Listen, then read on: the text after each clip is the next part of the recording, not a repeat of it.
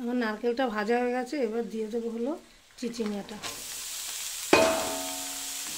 চিচিঙ্গাটা দিয়ে নুন হলুদ দিয়ে দেবো। এই যে হলুদ, পরিমাণ মতো হলুদ, পরিমাণ মতো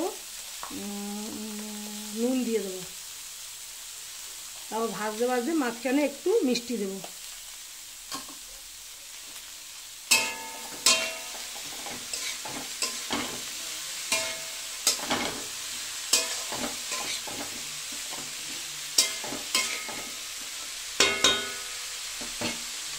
এবার ঢেকে দেবো, হালকা আঁচ করে দেবো। আমার কিছুটা সেদ্ধ হয়ে গেছে, জলও বেরিয়ে গেছে, এটাকে শুকাবো। এবার চিংড়ি মাছটা দিয়ে দেবো, দিয়ে আবার এটাকে ভাজতে থাকবো। হাফ সেদ্ধ হয়ে গেছে,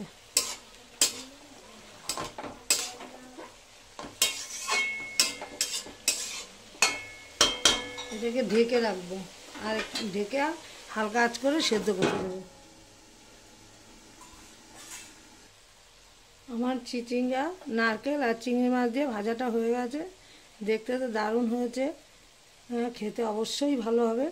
আমি ভাজা করতে করতে মাঝখানে একটু মিষ্টি দিয়ে দিয়েছিলাম। হ্যাঁ, আমার রান্নাটা কমপ্লিট হয়ে গেছে।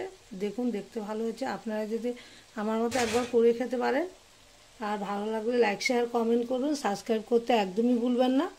আর সবাই ভালো থাকেন, সুস্থ থাকেন। আমিও ভালো থাকলে নতুন নতুন রেসিপি করে দেখাবো।